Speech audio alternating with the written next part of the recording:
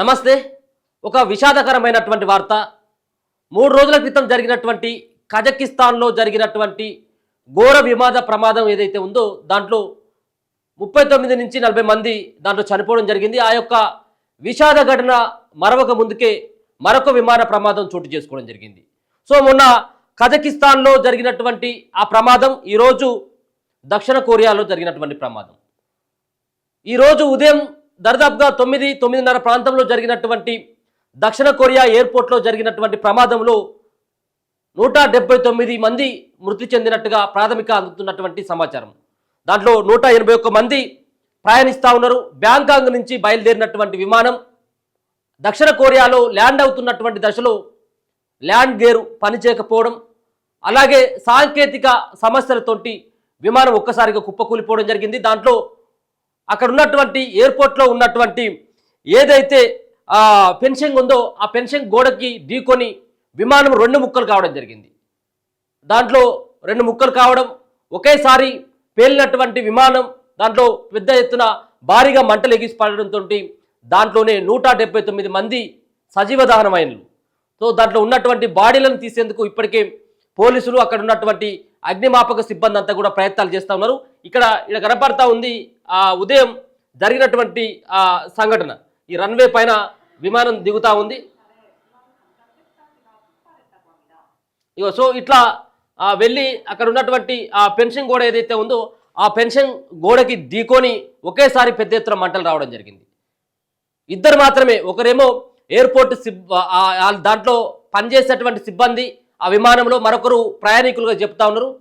సరే ఏదేమైనప్పుడు కూడా ఒక దురదృష్టకరమైనటువంటి ఆ సంఘటన, ఒక బాధాకరమైనటువంటి ఒక విషాదకరమైనటువంటి సంఘటనగా చెప్పుకోవచ్చు.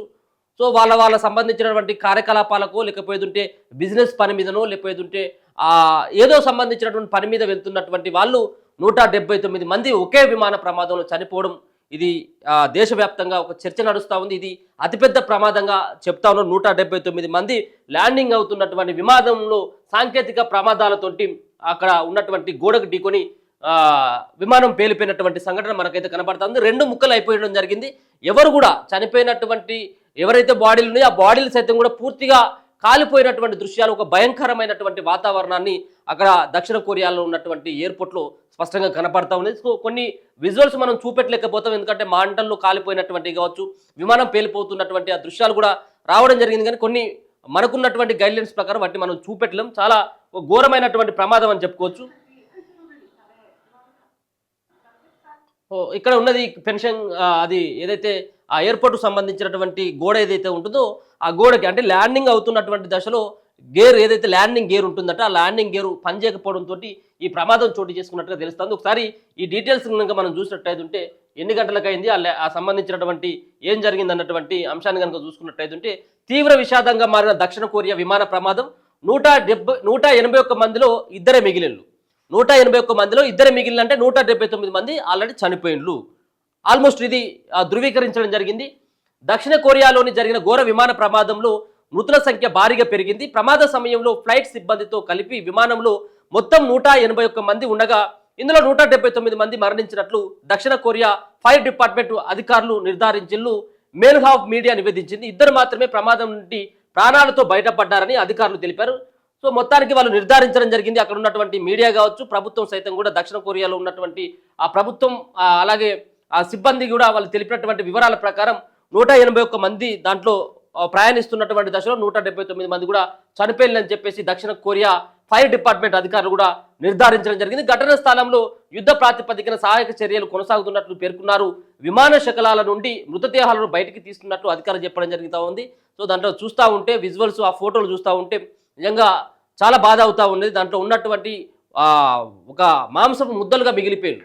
ఎయిర్పోర్ట్లో జరిగినటువంటి ప్రమాదంలో ఒకేసారి మంటలు చెలరేగడంతో దాంట్లోనే సజీవ దహనం అయిపోయారు. ఒకే విమానంలో 179 మంది ఆల్రెడీ కాలిపోతూ ఉంటే దాంట్లో ఆ సజీవ దహనం అవుతున్నటువంటి సందర్భంలో ఎంత భయంకరంగా ఉంటుందో ఒకసారి మనం అర్థం చేసుకోవచ్చు. సో ఒక నిజంగా కూడా ఒక బాధాకరమైనటువంటి సంఘటన. ఇప్పుడిప్పుడే ఆ మృతదేహాలను కూడా బయటికి తీస్తూ ఉన్నారు. కాగా బ్యాంకాక్ నుంచి 181 మంది ప్రయాణికులతో దక్షిణ కొరియా వెళ్తున్న జేజు ఎయిర్ ఫ్లైట్ 2216 విమానం, ఏది ఫ్లైట్ నెంబరు 2216 విమానం 2024 డిసెంబర్ 29వ తేదీన ఈరోజు ఉదయం కొరియాలోని హ్యూమాన్ అంతర్జాతీయ విమానాశ్రయంలో ప్రమాదానికి గురైపోయింది. ఏది బ్యాంకాక్ నుంచి బయలుదేరుతున్నటువంటి బ్యాంకాక్ నుంచి ఈరోజు ఉదయమే బయలుదేరినటువంటి విమానం దక్షిణ కొరియా జేజు ఎయిర్ ఫ్లైట్ 2216 అన్నటువంటి విమానం ఇలా ఉదయం దక్షిణ కొరియాలోని హ్యూమాన్ అంతర్జాతీయ విమానాశ్రయంలో అది అంతర్జాతీయ విమానాశ్రయం దక్షిణ కొరియాలో ఉన్నటువంటి ల్యాండ్ అవుతున్నటువంటి దశలో అక్కడ ల్యాండింగ్ గేర్ పనిచేయకపోవడంతో ఈ ప్రమాదం గురైనటువంటి సంఘటన మనకు తెలిసిందే. ల్యాండింగ్ సమయంలో సాంకేతిక సమస్య తలెత్తడంతో విమానం అదుపు తప్పి ఎయిర్పోర్టు ఫెన్సింగ్ను ఢీకొట్టి 2 ముక్కలుగా విరిగిపోయింది. దీంతో విమానంలో ఒక్కసారిగా భారీ పేలుడు సంభవించింది.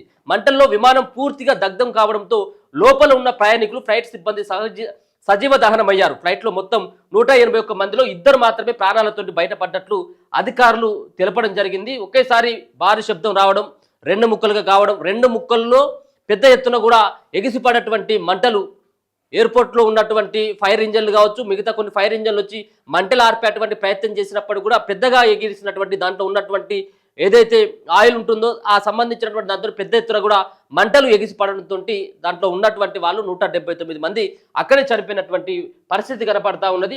181 మందితోటి బ్యాంకాక్ నుంచి బయలుదేరింది. దాంట్లో 2 మాత్రమే మిగిలిపోయిన అనేది స్పష్టంగా అర్థమవుతుంది. దాంట్లో ఎవరు కూడా ఒక 2 మాత్రమే మిగిలిపోయిన. మొత్తానికి ఆ విమానం మొత్తం అంతా కూడా పూర్తిగా కాలిపోయింది. 2లో ఒకరు ప్రయాణికుడు కాగా మరొకరు విమాన సిబ్బందిని వెల్లడించారు. సౌత్ కొరియా లోకల్ టైం ప్రకారం ఆదివారం ఉదయం 9 గంటలకు ఈ ప్రమాదం జరిగింది. ఈరోజు ఉదయం 9 గంటలకు ప్రమాదం జరిగింది. ప్రమాదానికి గురైన విమానాన్ని ల్యాండింగ్ సమయంలో పక్షి ఢీకొట్టడంతో ల్యాండింగ్ గేర్లో సమస్య తలెత్తిందని, దీంతో పైలట్లు ఎమర్జెన్సీ ల్యాండింగ్కు ప్రయత్నించగా విమానం అదుపు తప్పి ఫెన్సింగ్ను ఢీకొట్టి పేలిపోయిందని అధికారులు ప్రాథమికంగా నిర్ధారించారు. ఈ ఘటనపై అసలు కారణం ఏంటన్నటువంటి దానిపైన దక్షిణ కొరియాకు సంబంధించిన ప్రభుత్వం మాత్రం ఇంకా అధికారికంగా ధృవీకరించినప్పటికీ ఏది విమానం ల్యాండ్ అవుతూ ఉంటే పక్షి దాంట్లో ఇంజన్లోకో లేకపోతే దాంట్లో ఉన్నటువంటి రెక్కలోకో ఏదో దాంట్లోకి ఒక పక్షి ఎదురు రావడంతో ఈ ప్రమాదం గురైంది. ఒక పక్షి 179 మంది ప్రాణాలు తీసినట్టు. మొన్న కూడా 39 మంది ప్రయాణికులు ఏదైతే మనం అనుకున్నటువంటి కజకిస్తాన్లో జరిగినటువంటి సంఘటనలు సైతం కూడా పక్షి ఆ ఇంజన్లోకి రావడం అని చెప్పేసి ఏదో చెప్పడం జరిగింది. అంటే పక్షుల గుంపు వచ్చి దానికి తాకడం ద్వారా ఈ ప్రమాదానికి గురైపోయింది అనేది మొన్న కజకిస్తాన్లో జరిగినటువంటి సంఘటన. ఇప్పుడు కూడా ఈ జరిగినటువంటి దక్షిణ కొరియాలో జరిగినటువంటి సంఘటనకు సైతం కూడా దాంట్లో పక్షి ఎదురు రావడం ద్వారానే ఒక సాంకేతికమైనటువంటి సమస్య వచ్చింది. అందుకోసం అని చెప్పేసి ఇమ్మీడియట్లీ ల్యాండింగ్ కోసం ప్రయత్నిస్తున్నటువంటి దశలో ల్యాండింగ్ గేర్ పనిచేయలేదన్నటువంటి దాన్ని ప్రాథమికంగా నిర్ధారించడం జరిగింది. ఏదేమైనప్పుడు కూడా మరి కాసేపట్లో అక్కడ ఉన్నటువంటి దక్షిణ కొరియా ప్రభుత్వం అధికారికంగా ఎంతమంది చనిపోయినలు, ఏ విధంగా ప్రమాదం చోటు చేసుకుంది అన్నటువంటి దానిపైన ఓ క్లారిటీ ఇచ్చేటువంటి ప్రయత్నం అయితే చేద్దాం. ఏదేమైనప్పుడు కూడా అక్కడ ప్రమాదం జరిగింది వాస్తవం. 181 మందిలో 179 మంది చనిపోయిన అనేది కూడా ఒక అంచనా అయితే వేస్తూ ఉన్నారు. వాళ్ళందరి సంబంధించినటువంటి బాడీలను సైతం కూడా ఇప్పుడిప్పుడే వాళ్ళైతే తీస్తూ ఉన్నటువంటి పరిస్థితి కనబడుతుంది. విమానం మరొకసారి చూడొచ్చు. ఆ విధంగా జరిగినటువంటి పరిస్థితి. Flight number 2216 Jeju air flight Jeju సంబంధించినటువంటి ఎయిర్ ఫ్లైట్ అది 2216 అన్నటువంటి విమానం ఇలా ఉదయం 9 గంటలకి ఆ ప్రమాదం చోటు చేసుకున్నట్టుగా స్పష్టంగా అర్థమవుతా ఉన్నది.